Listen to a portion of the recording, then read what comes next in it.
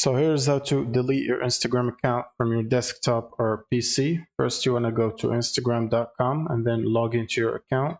Now you want to click on your profile and then click on the settings.